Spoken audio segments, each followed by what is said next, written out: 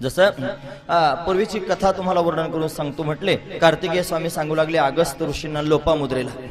सांगतात एक त्या ठिकाणी विवस्वान नावाचा मनू, विवस्वान मनू आहे, त्या मनूला पुत्र झाला श्राद्धदेव. श्राद्धदेव नावाचा त्याचा पुत्र. सूर्यवंशातला असणारा हा विवस्वान त्या ठिकाणी राजा आणि याचा असणारा पुत्र श्राद्धदेव. या श्राद्धदेवाच्या पत्नीचं नाव होतं श्रद्धा. भागवतात आलेली ही कथा आहे. श्रद्धा नावाची त्या ठिकाणी असणारी त्याची पत्नी. बराच काळ दोघांच्या विवाहाला झाला पण त्यांना संतती प्राप्त झाली नाही. सूर्यवंशातल्या लोकांना ही सगळ्यात मोठी अडचण आहे महाराज. जेवढे जेवढे त्या ठिकाणी सूर्यवंशातले मोठे मोठे राजे होऊन गेले, या सर्व राजवाड्यांना त्या ठिकाणी महाराज संततीविषयी चिंता कायमच लागून राहिली. दशरथ राजा सूर्यवंशी राजा, त्यालाही त्या ठिकाणी संततीची चिंता लागूनच होती. अनेक त्या ठिकाणी राजांची कथा आपल्याला पाहता येईल. इथे श्राद्धदेवाला सुद्धा त्या ठिकाणी संतती लवकर प्राप्त होत नव्हती. सूर्यवंशाचे कुलगुरू आहेत महाराज वशिष्ठ ऋषी.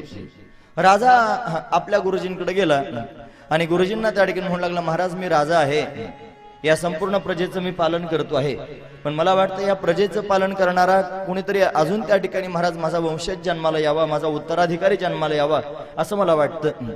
आणि त्या ठिकाणी पुत्रहीन समे राज्यम, संतती रहित असणारं माझं राज्य मला बरं वाटत नाही, मला समाधान वाटत नाही, माझं चित्त असमाधानी असतं, मी काय करू, कृपा करून मला सांगा. वशिष्ठ ऋषींनी त्या ठिकाणी राजाची विनवणी ऐकली आणि ऐकल्यानंतर त्या ठिकाणी विचार केला, महाराज की याला संतती प्राप्त करून देण्याकरिता काहीतरी उपाय केला पाहिजे. बराच वेळेला त्या ठिकाणी महाराज ज्यांना संतती नसते ना त्यांना फारसं दुःख होत नाही, फारसं काही वाटत नाही त्यांना. त्यांचं चित्त त्या ठिकाणी विचार करते की होईल ना, अजून कुठे वय निघून गेलं, होणारच आहे संतती असा भाव त्यांच्या पोटात असतो. पण त्यांना लवकर संतती व्हावी या भावनेपर्यंत घेऊन जाण्याकरिता कारणीभूत असतो समाज. कारण समाजाचा धंदाच आहे महाराज, घरचं खायचं आणि लोकांच्या उचापती करीत राहायचं, सतत उचापती करायच्या. याची उचापत कर, त्याची उचापत कर, गळ्यात खलबत्ताच टांगलेला असतो, सतत कुटीत राहायचं, सतत लोकांचं कुटायचं. महाराज कशाकरता कुटावं, आपलं बघावं ना काय काय चाललंय ते, आपल्याकडे काय आहे ते का नाही बघत, दुसऱ्याचं त्या ठिकाणी पाहत राहायचं, सारखं कुटीत राहायचं. महाराज ज्या ज्या दाम्पत्याच्या जीवनामध्ये संतती नाही त्यांना त्या ठिकाणी दुःखी होण्याकरिता कारण आहे समाज त्यांना त्या ठिकाणी बोचतो, टोचतो, काहीतरी विचारणा करतो आणि कोणत्या तरी मार्गाने त्रास देण्याचा प्रयत्न करतो. लोक असे असतात महाराज, दुसऱ्याला त्रास झाल्यानंतर फार बरं वाटतं. असा पण एक वर्ग आहे ना समाजामध्ये, दुसऱ्याचं चांगलं झाल्यानंतर वाईट वाटणारा एक वर्ग आहे. दुसऱ्याचं फार चांगलं झालं का फार वाईट वाटतं महाराज, त्याचा तिळपापड होतो, त्याला वाटतं आता काय करू, त्याला ते मिळालं आणि मला का नाही मिळालं, असं त्याला होतं ना महाराज. मग फार कासावीस होतं. याच्या विरुद्ध त्या ठिकाणी मला दुसऱ्याचं वाईट झालं की फार समाधान वाटणारे माणसं आहेत. एखादं घसरून पडलं चिखलात, आता आज पाऊस नाही पण चालता चालता पडलं, ते पडल्याबरोबर त्या ठिकाणी असे काही प्राणी आहेत, बरा बरा बरा, आता हे बरा म्हणजे काय, ते पडलंय, त्याच्या नाही तिथे लागलंय, आता काय करावं, हे सगळं त्या ठिकाणी झालं महाराज, हे त्याला बरं म्हणते. याचा अर्थ काय, याचा अर्थ दुसऱ्याचं वाईट झालं की माणसाला बरं वाटतंय आणि दुसऱ्याचं चांगलं झालं की माणसाला दुःख वाटतंय. पण खरं सांगू, ज्या वेळेला दुसऱ्याचं चांगलं झाल्यानंतर आपल्याला आनंद होतो ना, त्या दिवशी भगवान आपलं सुद्धा फार चांगलं करतो. या कथेच्या व्यासपीठावर बसून बोलतोय बरं, काही चुकीचं सांगत नाही, अतिशय महत्वाचं सांगतोय. ज्यावेळेला आपल्याला दुसऱ्याचं बरं वाटू लागतं, दुसऱ्याचं चांगलं झाल्यानंतर आपल्याला समाधान वाटतं, त्या दिवशी आपलं आपोआप चांगलं होतं. आणि जोपर्यंत आपल्याला दुसऱ्याचं चांगलं झाल्यानं वाईट वाटतं, त्यावेळेला आपलं वाईट झाल्याशिवाय राहत नाही महाराज. हा सगळ्यात महत्वाचा विचार आहे. म्हणून कोण काय करतोय, कोण कसा राहतोय, कोणाला काय मिळत आहे, याच्यापेक्षा आपल्या कपाळात काय आहे ते पाहावं. जे आपल्या कपाळावर आहे ते आपल्याला मिळणारच आहे. किती प्रयत्न करा, नाही केला तरी सुद्धा ते मिळणारच आहे महाराज. भला किसी का कर न सके तो बुरा किसी का मत करना. जर तुला फूल होऊन जगता येत नसेल तर निदान काटा तरी होऊ नकोस वेड्या, असं साधू संत वर्णन करून सांगतात. मला वाटतं कथेतलं नाही काही कळालं ना, नाही कथा कळू द्या, नाही लक्षात राहू द्या, एवढं लक्षात राहिलं ना तरी पुरे झाले, कथा सफल झाली म्हणायचं. यानंच त्या ठिकाणी मानवता टिकून राहील, यानंच त्या ठिकाणी संस्कार टिकून राहतील, माणसांचं अंतकरण त्या ठिकाणी पवित्र होईल, निर्मळ होईल, एक डोळसपणा आपल्या जीवनामध्ये येईल. काही माणसं फार मोघम वागतात महाराज, काही समजत नाही, वागायचं म्हणून वागायचं आणि जगायचं म्हणून जगायचं. कसं तरीच जगायचंय, कामधाम करायचं आणि खाण्यापुरतंच जगायचंय. अरे खाण्यापुरतं ज्ञान तर जनावरांनाही असतंय. तू तर माणूस आहेस, माणसाला त्या ठिकाणी एक विशेष गोष्ट मिळाली, बुद्धी. जनावरांकडे बुद्धी असते पण खाण्यापिण्यापुरतीच असते. आहार निद्रा भय मैथून सर्व योनी समसमान, परी मनुष्य देहीचे ज्ञान विशेष जाणते आहोनी. माणसाच्या देहात काही विशेष ज्ञान आहे. म्हणून आपण माणसं आहोत, आपण या गोष्टीचा विचार तरी केला पाहिजे. मानवता हा सगळ्यात मोठा धर्म आहे. माणसानं माणसाबरोबर माणसासारखं वागणं याचंच नाव आहे मानवता धर्म. हा मानवता धर्म आहे.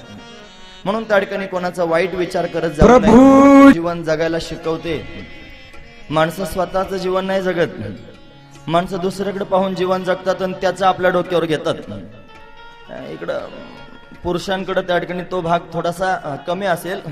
या बायका आहेत ना महाराज, आता आपण ग्रामीण भागात राहतो, ठीक आहे, यांना शेतात कामं असतात, सकाळी लवकर उठावं लागतं, सगळी कामं करावी लागतात. त्या मोकळ्या मावश्या असतात ना, मोकळ्या, त्यांना दिवसभर काही काम नसतं, त्या टीव्ही पुढे जाऊन बसतात. आणि त्या टीव्ही मध्ये एवढ्या मालिका असतात, सकाळी 8 वाजल्यापासून रात्री 10-11 वाजेपर्यंत त्या ठिकाणी मालिका चालू असतात. स्वयंपाक करता करता मालिका पाहायच्या, 4 दिवस सासूचे, 4 दिवस सुनाचे, हे असल्या मालिका. आता मला तेवढेच माहिती आहे, बाकीच्या अजून भरपूर असतील. त्या मालिकांची त्या ठिकाणी शृंखला त्यांना माहिती असते. ती मालिका पाहता पाहता जर त्या मालिकेमधले लोक हसायला लागले की हसतात, त्या मालिकेमधले त्या ठिकाणी लोक रडायला लागले की रडायला सुरुवात करतात. मागं बघा तुम्ही, माहेरची साडी पिक्चर आला होता. माहेरची साडी, सारा महाराष्ट्र उमडून पडला होता पिक्चर पाहायला. आणि त्या पिक्चरच्या टाकीमध्ये गेले रे गेले सगळे टॉकीज मध्ये, की असे आहे माकडून रडायचे. महाराज काय सांगा, माहेरची साडी. आणि ते सगळं आता ते पाहिलं तर काही नाही महाराज, फक्त नाटक. काय आहे नाटक? ते दुसऱ्याचं नाटक पाहायचं ना आपल्या डोक्यावर घ्यायचं, आणि ते डोक्यावर घेऊन असं हसायचं ना असं रडायचं, आणि त्याच्या नादामध्ये आपलं स्वतःचं जीवन जगायचं विसरून जातो ना महाराज आपण. अरे स्वतःचं पण जीवन आहे ना, आपल्या घरी पण नाटक आहे ना एक. ते नाटक सारखं करायचं सोडून दिलं. ते असले नाटक त्या ठिकाणी पाहायचे, दुसऱ्याचं डोक्यावर घ्यायचं नाही. तेच घेता शिरी होईल दुरी निज पंथ. म्हणून ऐका ना, वेळ त्या ठिकाणी त्या मालिका पाहण्यात घालवण्यापेक्षा वेळ भगवंताचं चरित्र वाचण्यात घालवावं. नाही त्या टीव्हीवर त्या ठिकाणी मालिका दिसतात, चॅनल त्या ठिकाणी लागतात, पण कुणी आस्था चॅनल घाई लावायचं नाही. संस्कार चॅनल, आस्था चॅनल, हे चॅनल नाही आवडायचे. ते जी चॅनल आवडेल. आणखी आता मी काय कोणाची निंदा करायला बसलो नाही, पण तरी सुद्धा त्या ठिकाणी महाराज अनेक असे सगळे चॅनल पाहायला सुरुवात करतात की ज्याच्यावर काहीतरीच पाहायला मिळतं. म्हणून हे सगळंचे सगळं त्या ठिकाणी जगणं आहे, पण दुसऱ्याचं पाहून जगायचं, त्याचं डोक्यावर घ्यायचं आणि जगायचं. सावधान व्हा आणि कान उंच करून ऐका. अरे आपल्याकरिता जगा, स्वतःकरिता जगा. जीवन मोठं अमूल्य किमतीचं आहे, जे सहजासहजी मिळत नाही. या जीवनामधला एक एक क्षण अतिशय महत्वाचा आहे. मरणासन्न असणाऱ्या माणसाला जीवनाची किंमत विचारा. काय असते किंमत? आपल्याला देवानं डोळे दिले, या डोळ्याची किंमत विचारा. अंध असणाऱ्या माणसाला डोळे काय असतात तो सांगेल, डोळ्याची किती गरज आहे. आपल्याला सहज मिळाले, आपल्याला काही किंमत नाही. आपल्याला कान मिळाले, ज्याला ऐकायलाच येत नाही ते म्हणता त्याला विचारा कानाची काय किंमत असते. हात नाही त्याला हाताची किंमत विचारा, पाय नाही त्याला पायाची किंमत विचारा. आपल्याला सगळं मिळालं, हे कशाकरिता मिळालं? जीवनाचा आनंद घेण्याकरिता मिळालं. आनंद घ्यायचा सोडून दिला आणि याचं त्याचं पाहून आपण जगू लागलो. मोठी कठीण परिस्थिती आहे. दुसऱ्याकडे पाहू नका, आणि दुसऱ्याकडे पाहून त्या ठिकाणी जगण्यापेक्षा स्वतःकडे पाहून जगा. मला काय करायचंय, माझ्या जीवनामध्ये मला काय मिळवायचंय, कशा पद्धतीने आनंद उपभोगायचा आहे. ज्यावेळेला आपण आपल्या स्वतःचं पाहू त्यावेळेला जगाकडे पाहण्याचं काही काम पडत नाही. तुम्हाला साधू संतांनी अभंग लिहिले आणि साऱ्या जगाच्या उचापती त्याच्यात केल्या. अरे त्यांना कामच दिलं होतं ते, की जगाच्या कल्याणाकरिताच ते आले होते. आपल्याला काय अजून सपान पडलं नाही, मला तर नाही पडलं अजून. किंवा हे तू सपनात आला देव आणि त्याने सांगितलं तू असं कर अशी रचना कर, आपल्याला अजून सपान पडलं नाही. म्हणून कोणाचा काय उद्धार करायचं काम नाही. भगवंताचं चरित्र सांगतोय ते तुम्ही ऐकता आहात, गोष्ट खरी आहे, पण तुमच्याकरिता न सांगता मी माझ्या आनंदाकरिता सांगतोय. मला त्याच्यानं आनंद मिळतोय, माझ्या आनंदाबरोबर तुम्ही आनंदी होत आहात. तू म्हणाल मग सांगतो कशाला लोकांना नाही सांगत, माझी मलाच सांगतोय आणि मोठा आनंद मला त्याच्यातून मिळतोय. हा संवाद ऐकून आनंद प्राप्त होतोय. म्हणून स्वतः करता जगलं पाहिजे. लोक असेच आहेत महाराज, या श्राद्धदेव मनूला बावळट करून टाकलं लोकांनी. याला संतती नाही, याला पुत्र नाही, याला पुत्र नाही, असं सर्वजण म्हणू लागले. हा श्राद्धदेव मनू आणि त्याची पत्नी श्रद्धा व्याकुळ झाले आणि व्याकुळ होऊन त्या ठिकाणी महाराज वशिष्ठांकडे गेले. महाराज काहीतरी करायचं. आता हे लोकांचं बोलणं त्या ठिकाणी पचत नाही, टोचलं जातं, बोचलं जातं, त्रास होतोय.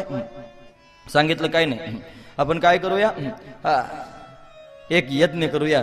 त्या यज्ञाचं नाव आहे पुत्रकामिष्टी यज्ञ. पुत्रकामिष्टी यज्ञ करण्याचा त्या ठिकाणी विचार समोर आला. यज्ञ त्या ठिकाणी करत असताना महाराज मुलगा होण्याकरिता यज्ञ केला जात होता. पण ती जी श्रद्धा आहे ना, श्रद्धा, या श्रद्धेची मुलीवर फार श्रद्धा होती. तुमच्या लक्षात येतं ना. बऱ्याच वेळेला त्या ठिकाणी लग्न झाल्यानंतर नवीन लग्न झालेली जोडी असावी आणि त्या जोडीला विचारावं, दोघांना पण एकाच वेळेला विचारायचं, तुम्हाला आता संतती होणार आहे, तुम्हाला काय व्हावं असं वाटतं? असं जर विचारलं, तुम्हाला काय व्हावं वाटतं, मुलगा व्हावं वाटतं का मुलगी व्हावी वाटते, काय उत्तर देतील बरं लोक? अरे कोणीच बोलत नाही. सगळेजण काय म्हणणार आहेत मला माहित आहे. सगळेजण म्हणतील मुलगा झाला पाहिजे, पण मुलगा कोणीतरी एक जण म्हणतं, मुलगी कोणीतरी म्हणतं. महाराज, जी त्या ठिकाणी स्त्री आहे ना, ती म्हणते मुलगा झाला पाहिजे, आणि जो पती आहे ना, तो मुलगी झाली पाहिजे म्हणतो, कारण त्याला मुलगी आवडत असते. लक्षपूर्वक ऐका, इथे मात्र थोडं विरुद्ध होतं. इथे जी श्रद्धा आहे ना, या श्रद्धेला त्या ठिकाणी असं वाटत होतं आपल्याला मुलगी व्हावी. तिला मुलगी फार प्रिय वाटत होती. महाराज, श्राद्ध देवाची पत्नी श्रद्धा, तिला मुलगी व्हावी अशी इच्छा निर्माण झाली. आणि यज्ञ सुरू असताना, यज्ञामध्ये आहुती त्या ठिकाणी टाकत असताना, जे ब्राह्मण आहेत पुरोहित, त्यांच्या कानामध्ये तिनं त्या ठिकाणी सांगितलं, महाराज माझी एक विनंती आहे. म्हणे काय? मला असं वाटतं मला मुलगी व्हावी, म्हणून तुम्ही त्या ठिकाणी आहुती टाकायला सांगत असताना, मंत्र म्हणताना मुलगी होण्याकरिता मंत्र म्हणा, असं ती हळूच त्या ठिकाणी म्हटली. परिणाम असा झाला महाराज, यज्ञ पूर्ण झाला. यज्ञ पुरुष त्या ठिकाणी नारायण प्रत्यक्ष प्रगट झाला. त्यानं प्रसाद दिलेला आहे वशिष्ठाच्या हातामध्ये. वशिष्ठानं तो प्रसाद त्या ठिकाणी महाराज राजाला देऊन टाकला. राजानं तो आपल्या पत्नीला दिला आणि तिनं तो प्रसाद सेवन केल्यानंतर यथाकाल त्या ठिकाणी गर्भवती झाली आणि तिला एक मुलगी झाली महाराज. कारण मुलगी होण्याकरिताच तिनं विनंती केली होती आणि तिला मुलगी झाली. मुलगी झाल्याची बातमी त्या ठिकाणी श्राद्ध देवाला कळाली, मनुला कळाली, आपल्याला मुलगी झाली. आता मुलगी झाल्याची बातमी ऐकल्यानंतर त्याला दिग्भ्रम झाला, काय करू आता, मी तर यज्ञ केला आणि पुत्रकामेष्टी यज्ञ केला, मुलगा होण्याकरिता यज्ञ केला आणि मुलगी कशी काय झाली? घाईघाई त्या ठिकाणी वशिष्ठाकडे गेला, महाराज आपण यज्ञ केला होता मुलगा होण्याकरिता, मुलगी कशी काय झाली? ते म्हणे मुलगा होण्याकरताच यज्ञ केला होता. ज्या ब्राह्मणांना त्या ठिकाणी महाराज बोलावलं होतं आहुती टाकत असताना, जे मंत्र म्हणत होते त्या ब्राह्मणांना बोलावलं आणि त्यांना विचारलं, नेमकं काय झालं सांगा. त्याने खरं खरं सांगून टाकलं. म्हणजे जी श्रद्धा राणी आहे ती आली आणि तिनं आमच्याजवळ विनंती केली की महाराज मुलगी होण्याकरिता काहीतरी त्या ठिकाणी प्रयत्न करा. म्हणून मुलगी होण्याकरिता आम्ही मंत्र म्हटलो, म्हणून त्याचा परिणाम त्या ठिकाणी मुलगी झाली. वशिष्ठजींनाही वाईट वाटलं आणि श्राद्ध देवालाही वाईट वाटलं. आता काय करावं असा प्रश्न पडला. मग आता त्या ठिकाणी महाराज वशिष्ठ ऋषींनी विचार केला की आता या मुलीचं रूपांतरण त्या ठिकाणी महाराज मुलामध्ये झालं पाहिजे. काय करू? म्हणून त्या मुलीचं नाव ठेवण्यात आलं इला. त्या मुलीचं नाव होतं इला. इला नावाची त्या ठिकाणी मुलगी. या इलेचं रूपांतरण त्या ठिकाणी आता पुरुषात मध्ये त्या ठिकाणी करायचं. ज्यावेळेला आपण भागवत कथा पाहतो त्याच्यामध्ये असं वर्णन आहे, वशिष्ठ ऋषी भगवान शंकराकडे गेले आणि शंकराची तपश्चर्या करून त्या ठिकाणी महाराज मुलीचं रूपांतरण मुलामध्ये त्यांनी केलं असं वर्णन आहे. इथे देवी भागवतामध्ये असं त्या ठिकाणी सांगितलं की भगवान विष्णूकडे वशिष्ठ ऋषी गेले आणि त्यांचं स्तवन केलं, त्यांची विनंती केली, विचारलं काय पाहिजे तुम्हाला सांगा. मग त्यांनी सांगायला सुरुवात केली, महाराज माझा असणारा जो शिष्य आहे राजा श्राद्धदेव, या श्राद्धदेवाला त्या ठिकाणी पुत्र प्राप्त होण्याकरिता आम्ही यज्ञ केला. राणीनं ब्राह्मणांच्या कानामध्ये त्या ठिकाणी सांगितलं मुलगी व्हावी, म्हणून खऱ्या अर्थानं त्या ठिकाणी यज्ञातून प्रसाद रूपानं मुलगीच प्राप्त झाली. पण असं वाटतं की त्या मुलीचं रूपांतरण मुलात व्हावं. भगवान प्रसन्न झाले आणि प्रसन्न होऊन अशा पद्धतीने वरदान देऊन टाकलं, जा ती जी मुलगी आहे हिला तिचं रूपांतरण त्या ठिकाणी मुलात होईल. आणि असंच झालं महाराज. भगवंताच्या कृपेनं त्या ठिकाणी मुलीचं रूपांतरण मुलात झालं. हे कसं काय त्या ठिकाणी होत असेल महाराज? लोक विचार करतील ना, तर हे कसं काय त्या ठिकाणी घडतं? मुलीची त्या ठिकाणी मुलगा होण्याचं सामर्थ्य कोणात आहे? आज विज्ञानाने तेही सिद्ध केलंय. आज विज्ञान एवढं प्रगत झालंय महाराज की लिंग परिवर्तन करता येतं. एखादी स्त्री असेल आणि तिला जर वाटेल की मला पुरुष म्हणून जगायचंय, तिला पुरुष म्हणून जगता येतं, अशी सर्जरी त्या ठिकाणी आली महाराज. जर त्या ठिकाणी एखादा पुरुष असेल त्याला वाटेल मला स्त्री होऊन जगायचंय, तर त्याला स्त्री त्या ठिकाणी करता येतं. अशी सर्जरी आता सध्या तयार झालेली. हे विज्ञान आहे. आज आता सध्या त्या ठिकाणी घडत आहे महाराज. ज्ञानोबराय ज्या वेळेला वनामधून त्या ठिकाणी प्रवास करत होते ना, तेव्हाची एक गोष्ट आहे महाराज, 700 वर्षापूर्वीची गोष्ट. एका राजाला सगळ्या मुलीच होत होत्या, मुली होत होत्या. एवढ्या त्या ठिकाणी मुली झाल्या, 5-7 मुली त्याला झाल्या. मोठा व्याकुळ झाला, त्याला त्रास होऊ लागला. म्हणला आता सगळ्या मुलीच होत आहेत. आता 8व्यांदा त्याची बायको गर्भवती होती.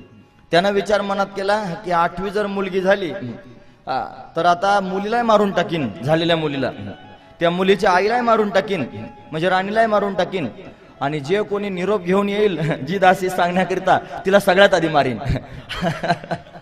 आता काय करावं, एका बरोबर त्या ठिकाणी मला तिघांचा जीव जाणार होता.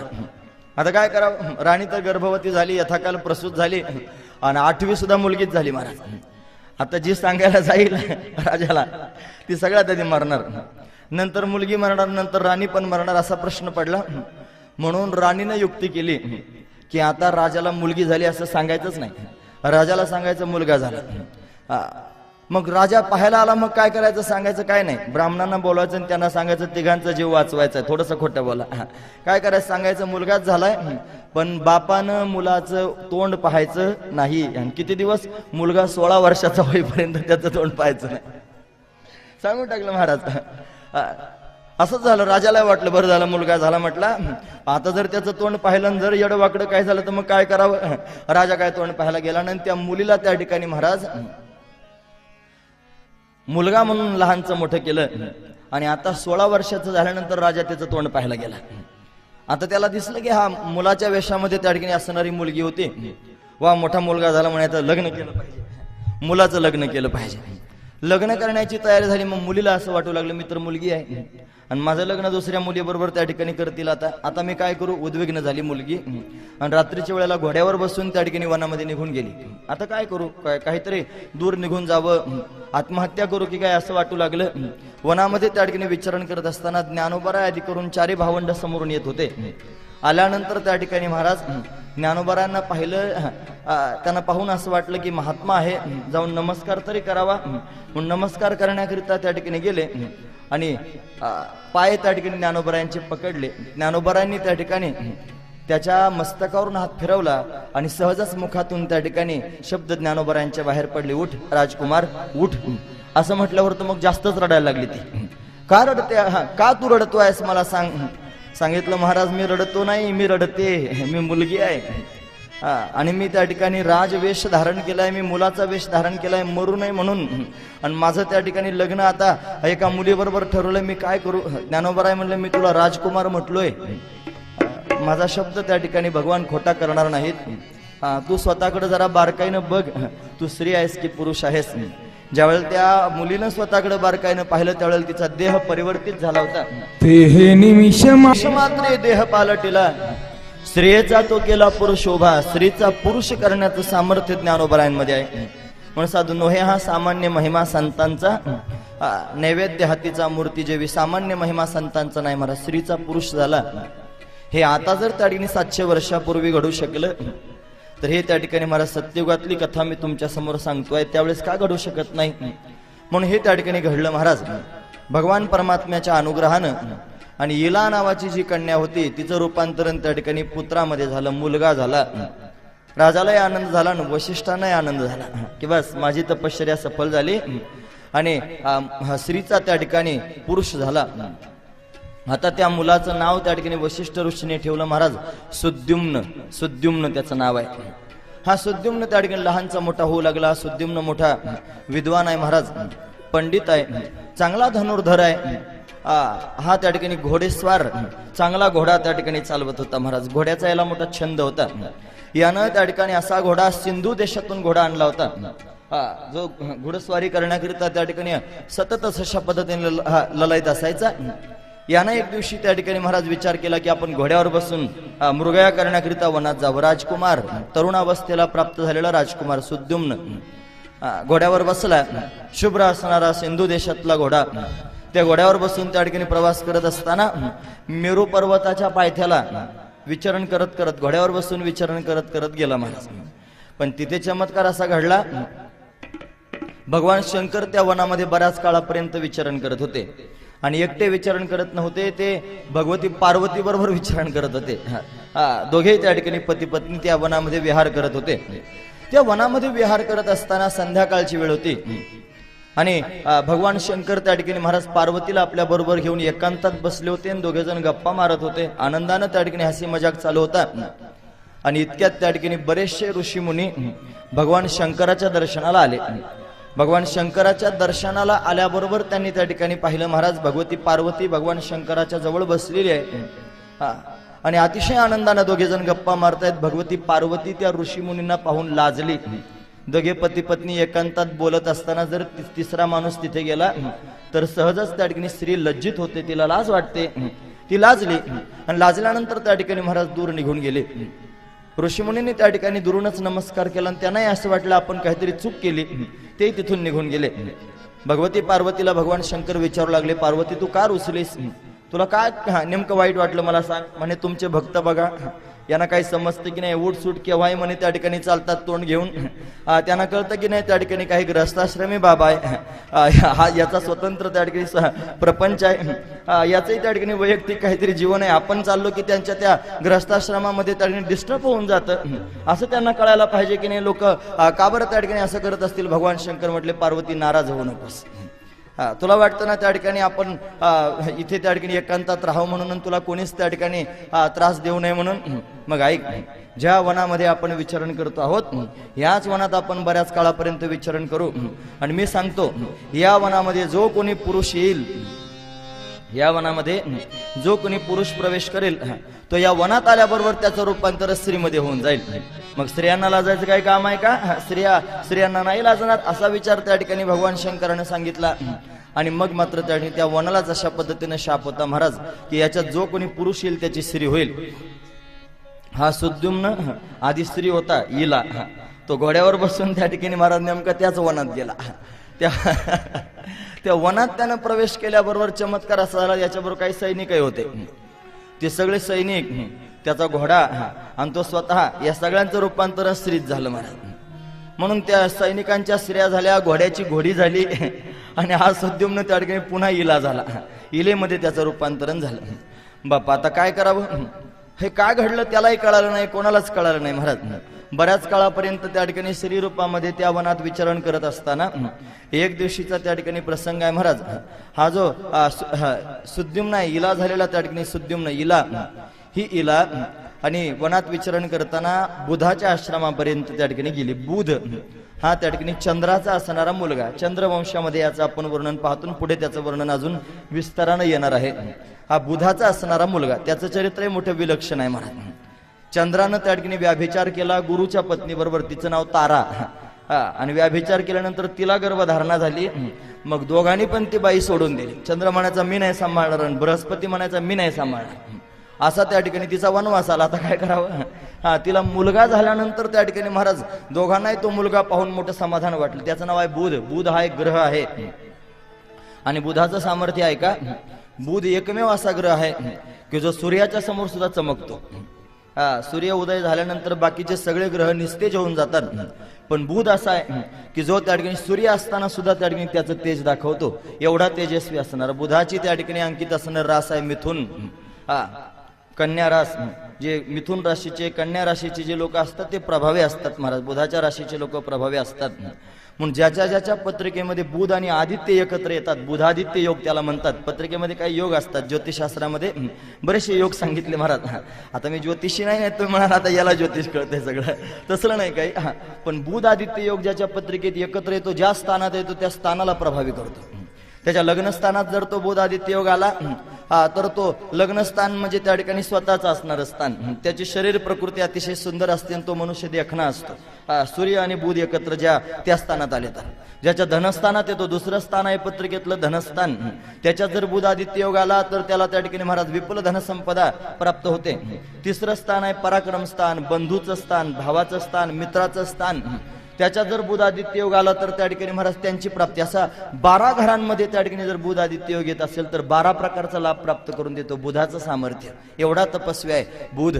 हा बुध आश्रमात राहत होता, तपस्वी असणारा त्या ठिकाणी हा बुध आहे.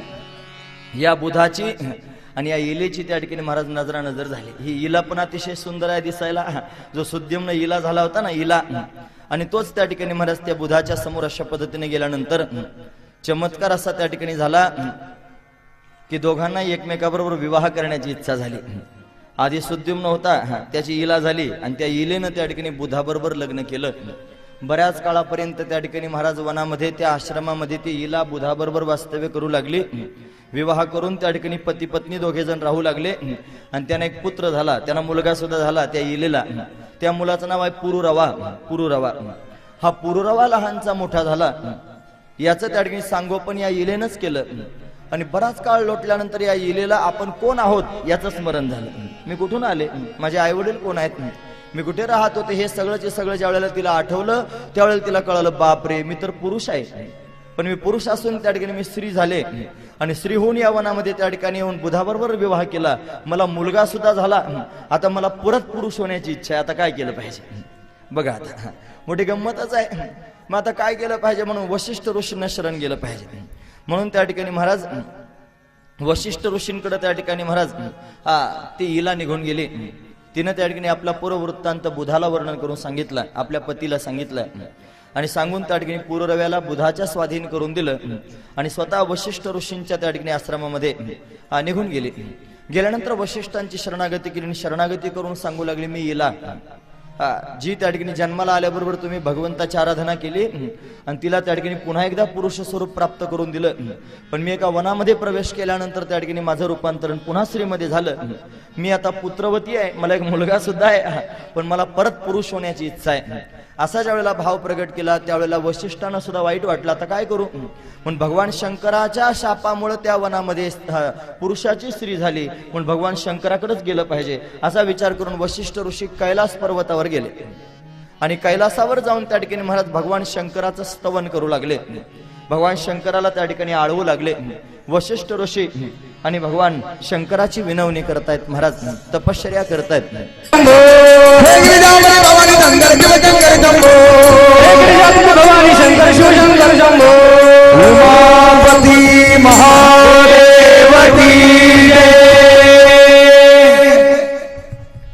वशिष्ठ ऋषींनी भगवान शंकराचं स्तवन केलं महाराज.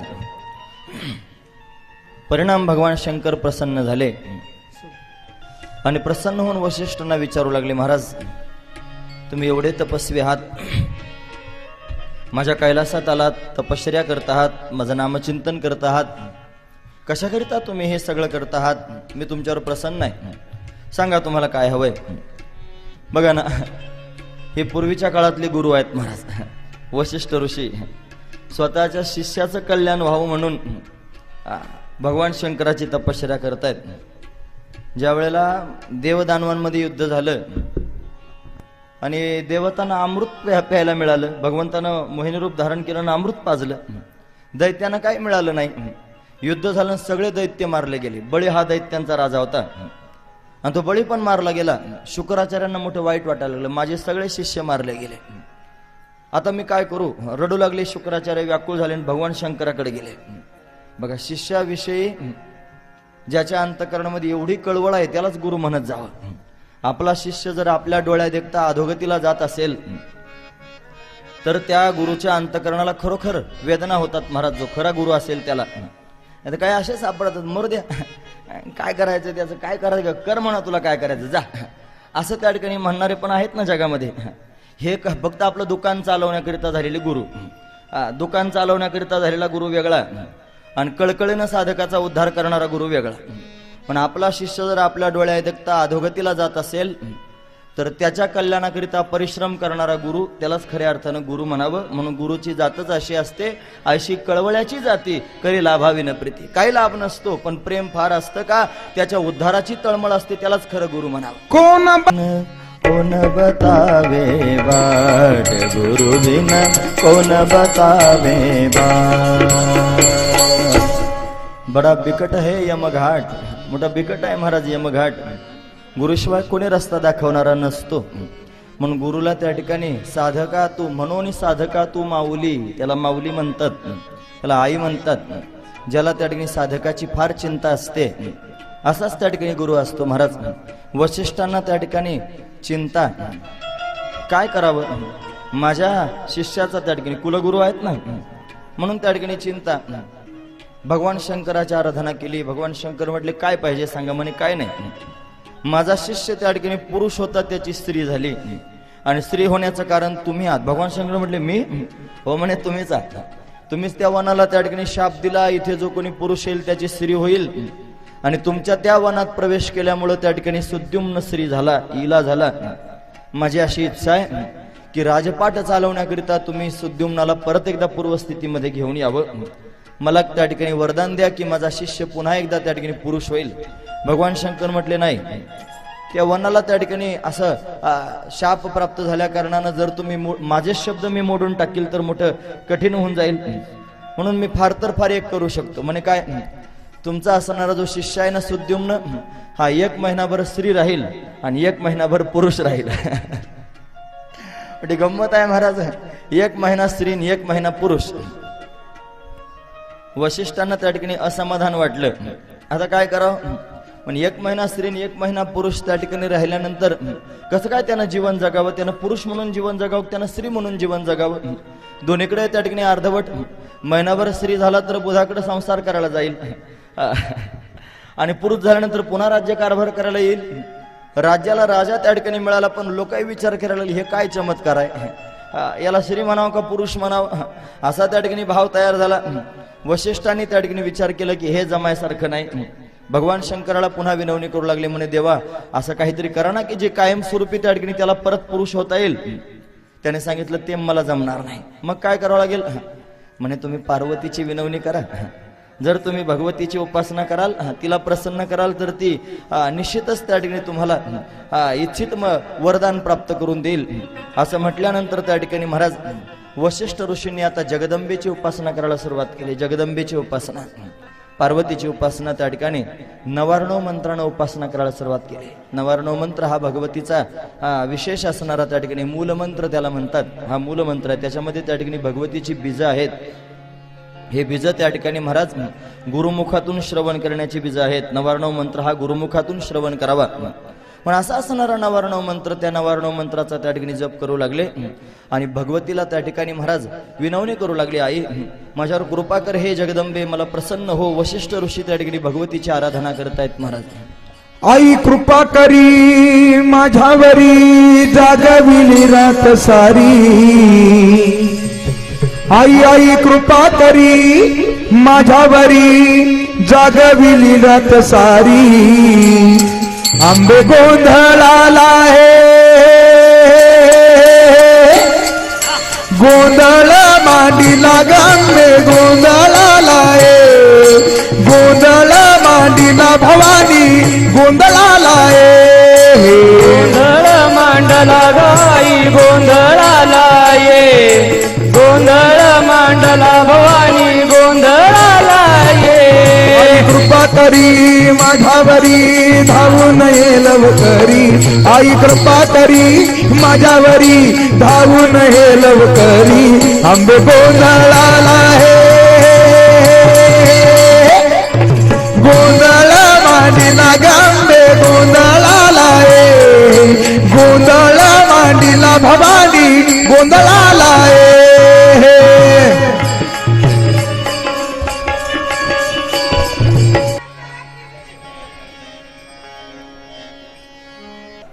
प्रसन्न करण्याकरिता तिचं स्तवन केलं. भगवती दयाळू आहे. फार कमी कालखंडामध्ये प्रसन्न होणारी देवता भगवती जगदंबा परांबा. तिला अनेक नावं आहेत, अनेक रूप ती धारण करते. वशिष्ठ ऋषींच्या समोर त्या ठिकाणी प्रगट झाली. प्रसन्न झालेली जगदंबा विचारू लागली, वशिष्ठजी सांगा काय हवंय, कशाकरिता तपश्चर्या करत आहात. सांगितलं भगवान शंकरानं मला सांगितलंय, माझ्या शिष्याला त्या ठिकाणी स्त्री रूपातून पुन्हा एकदा त्या ठिकाणी कायमस्वरूपीचं पुरुष करण्याकरिता तुमची उपासना करा. हे जगदंबे तू जर प्रसन्न असशील तर मला इच्छित वरदान प्राप्त करून दे. जगदंबा प्रसन्न आहे महाराज. तिने हसून सांगायला सुरुवात केली, ठीक आहे, जर इलेचा पुन्हा एकदा सुद्युम्न व्हावा असं वाटत असेल तर माझी कथा वर्णन करून सांगा. 9 दिवसापर्यंत नवरात्रांमध्ये माझं स्तवन करा, पूजन करा, भजन करा, माझी कथा करा. जर 9 दिवसापर्यंत त्या ठिकाणी या सुद्युम्नानं, या इलेनं त्या ठिकाणी श्रीमद्देवी भागवत कथा श्रवण केली तर त्याचं रूपांतरण पुरुषामध्ये होईल असं त्या ठिकाणी सांगून टाकलं भगवतीनं. हेही सांगितलं की या श्रीमद्देवी भागवतामध्ये मी स्वतः वास्तव्य करते. कार्तिकेयजी अगस्त्य मुनींना त्या ठिकाणी वर्णन करून सांगतात, हे अगस्त्यजी, हे श्रीमद्देवी भागवत काही सामान्य नाही, याच्यामध्ये प्रत्यक्ष भगवती वास्तव्य करते आहे, भगवती ज्याच्यामध्ये राहते आहे. याच्या दर्शनानं, याच्या श्रवणानं, याच्या पाठानं पाप निवृत्त होतं. दर्शनात, श्रवणात, पाठात पाप त्या ठिकाणी घालवणारी ही कथा श्रीमद्देवी भागवत कथा. आणि या देवी भागवतामध्ये मी वास्तव्य करते असं भगवतीनं स्वतः सांगितलं. 9 दिवसापर्यंत नवाण पारायण तुम्ही करा. वशिष्ठजींना मोठा आनंद झाला. घाईघाईनं त्या ठिकाणी महाराज आपल्या राज्यामध्ये आले. इलेला सांगितलं, आपण श्रीमद्देवी भागवत कथा केली पाहिजे. या कथेच्या सामर्थ्यानं तुला पुन्हा एकदा पुरुष रूप प्रदान प्राप्त होणार आहे, कायमस्वरूपीचं तुला पुरुष होता येईल असं सांगितलं महाराज. आणि उत्तम असणारा त्या ठिकाणी मुहूर्त योग पाहिला, तो म्हणजे आश्विन महिन्यातला हे नवरात्र.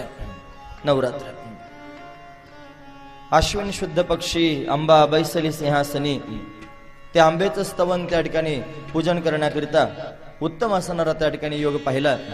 आणि आश्विन महिन्यामध्ये असणारं जे नवरात्र, या नवरात्रीमध्ये त्या ठिकाणी भगवतीचं पारायण करायला सुरुवात केली. श्रीमद्देवी भागवताचं पारायण सुरू झालं.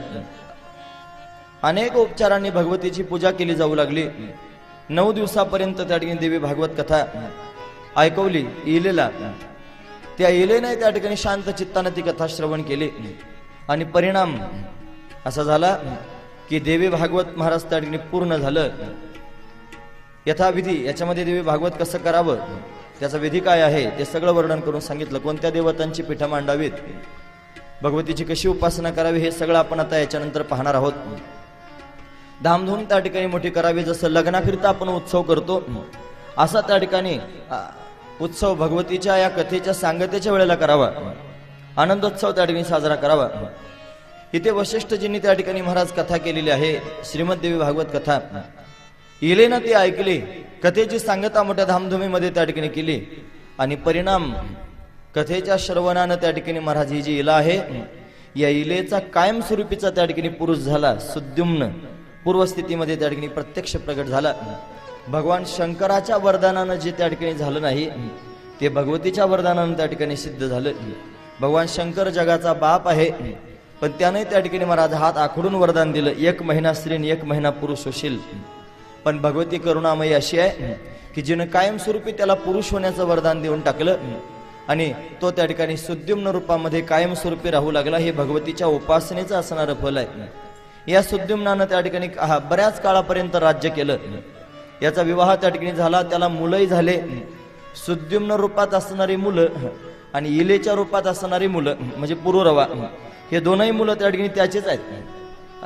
दोघांवरही त्या ठिकाणी समान प्रेम करणारा हा राजा बऱ्याच काळापर्यंत त्यानं राज्य केलं. आणि आपल्या मुलांच्या स्वाधीन त्या ठिकाणी महाराज राज्य देऊन टाकलं. आणि स्वतः त्या ठिकाणी वनामध्ये निघून गेला. आणि यानं भगवती जगदंबेची उपासना केली या सुद्युम्नानं. आणि तपश्चर्या करून भगवतीला प्रसन्न करून घेतलं. आणि या सुद्युम्नाची सद्गती झाली. याची सद्गती होण्याचं एकमेव कारण जर काय असेल तर श्रीमद्देवी भागवत आहे. यानं श्रीमद्देवी भागवताचा त्या ठिकाणी पाठ केला, श्रवण केलं. त्यातल्या भगवतीच्या त्या ठिकाणी कथा अंतकरणापासून त्या ठिकाणी वाचल्या. भगवतीवर अतिशय प्रेमानं त्या ठिकाणी श्रद्धा ठेवून, विश्वास ठेवून त्या ठिकाणी तिचं भजन केलं. भगवती प्रसन्न होऊन त्याला सद्गती प्राप्त करून, भगवतीनं त्याला सद्गती प्राप्त करून दिली. अशी सुंदर कथा त्या ठिकाणी महाराज श्री कार्तिकेय मुनींनी अगस्त्य ऋषी आणि लोपामुद्रा या दोघांना सांगितले. त्यांनी कथा श्रवण केले, मोठं समाधान वाटलं. पण इतिहास पुराण त्या ठिकाणी आपण सर्वजण श्रवण करणार आहोत. यानंतर त्या ठिकाणी सूतजी महाराज आणि शौनकादिकांना अनेक कथा सांगतील. त्या सर्वची सर्व कथा आपण या ठिकाणी श्रवण करणार आहोत. आजची कथा याच ठिकाणी विराम पावते. आरतीची तयारी करा. संयोजक